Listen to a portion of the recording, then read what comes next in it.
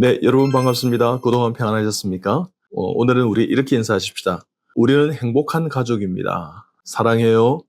고마워요. 축복해요. 미안해요. 네, 잘하셨습니다. 오늘은 암 치료를 위한 가족 네트워크를 만드십시오. 암 치료의 성패를 좌우하는 것이 가족 네트워크입니다. 행복한 가족은요, 암을 잘 이깁니다.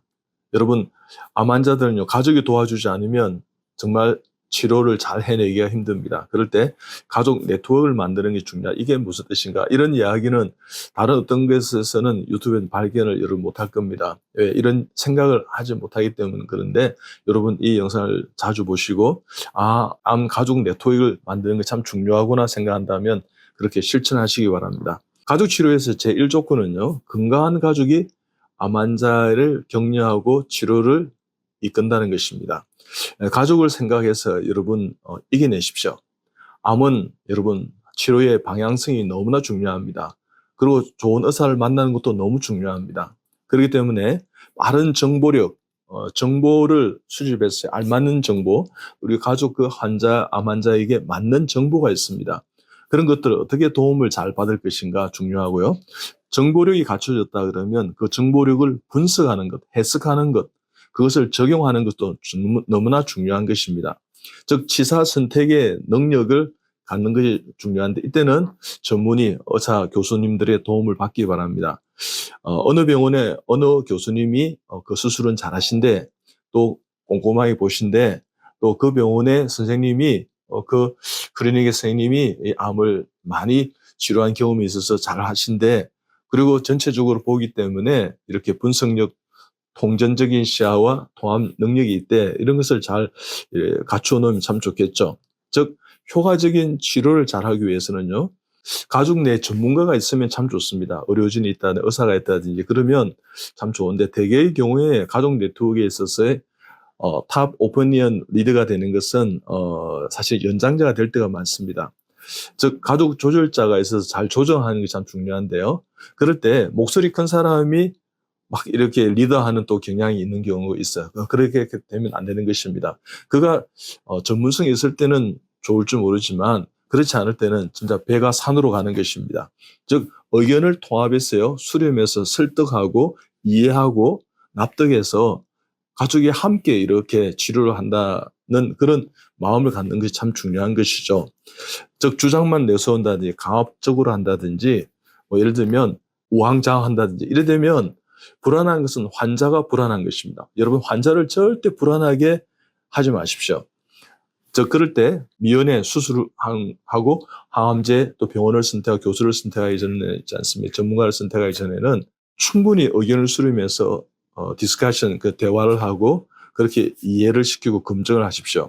저희 집에도 그런 경우가 있었습니다. 교수 삼촌께서 대장암이 걸리셨는데 첫 번째는 수술했는데 이게 다시 재발을 해서 리오피를 해야 되는 겁니다.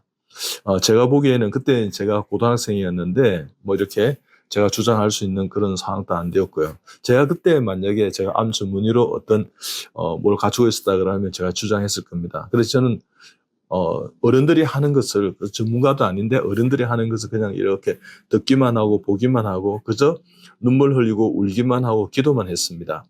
그럴 때 제가 볼 때는 두 번째 재수술은 하지 말았어야 되는 것입니다. 그러고 난 다음에 1개월 만에 그 교수 삼촌은 돌아가셨습니다. 저는 그런 것을 볼 때 이 가족 네트워크를 형성하는 것이 얼마나 중요한가 그것을 저는 깨닫게 되었습니다. 또 가족이 어떻게 이 환자를 치료할 때요. 누가 돌볼 것인가? 간병은 누가 할 것인가? 환자 옆에서 지속적으로 계실 사람이 누구인가를 정하고 이렇게 서로 좀 이렇게 섬김을 나누는 것이 참 지혜로운 것입니다. 그 다음에 또 치료비 부담도 만만치 않을 때가 있지 않습니까? 제 환자 중에 가족이 돌아가면서 이 카드를 긋고 치료비를 분담하는 것도 보았습니다. 그것도 좋은 아이디어 같습니다. 즉 자녀들이 돌아가면서 있지 않습니까? 부담하는 그래서 부담을 줄이는 거 있지 않습니까? 부담이 한 가정, 한 사람에게 집중되는 것을 부담을 드는 것입니다. 또 투병 기간이 또 길어지면요. 서로에게 부담이 될 수 있습니다. 환자는 가족에게, 가족은 환자에게. 그래서 경제적인 것 간호한다든지 뭐 이런 것들이 힘들 수 있는데, 이럴 때 가족 네트워크에 이렇게 되어 있다면 그것을 서로 대화하고 이야기할 수 있습니다. 여러분, 이 가족 네트워크를 만들지 못하면요, 나중에는요, 환자가 갑자기 위경에 처해서 돌아가신다 이러면 가족이 있지 않습니까? 상반되는 의견을 나누었던 가족이, 예를 들면 내가 수술하자 그랬지, 나 하지 말자 그랬지. 그래서 수술하고 만약에 힘들어졌다면 수술하지 말자는 사람이 막 큰 소리 내고, 심지어는요, 가족 안에서 싸우기도 합니다. 여러분, 이런 것은 참 좋지 않은 것입니다. 그래서 환자를 오히려 더 힘들게 할 수도 있고, 가족을 힘들게 할 수 있고, 가족이 서로 적대의식 관계에 놓이게 되는 것입니다. 여러분요, 가족 네트워크는 암 환자의 치료의 승패를 좌우합니다. 그렇기 때문에 어떤 경우라도 정말 충분히 대화하고 이야기하고 설득하고 조정하고 보정해서 있지 않습니까? 서로에게 힘이 되는, 그래서 생명을 살려가시는 예민한 시기입니다. 그렇기 때문에 된소리가 납니다. 여러분요, 이때는 말수를 좀 줄이고요, 말 조심하고 신중하게 말하시고요, 그 다음에 하지 말아야 될 이야기는 조금 이렇게 자제하시고요, 또 상대의 입장에 대해서 생각해서 서로를 좀 이해하고 축복하시고, 이런 가족이 있었으면 참 좋겠습니다. 암 치료를 위한 가족 네트워크는 암 치료의 승패를 좌우할 것입니다. 여러분은 그렇게 할 수 있는 정말 인격적인 가족입니다. 가정입니다. 암에 걸렸지만 그럼에도 불구하고 이겨낼 수 있는 넉넉함이 있는 지혜로운 가정일 것을 저는 믿습니다. 여러분을 축복합니다. 사랑합니다. 응원합니다. 감사합니다.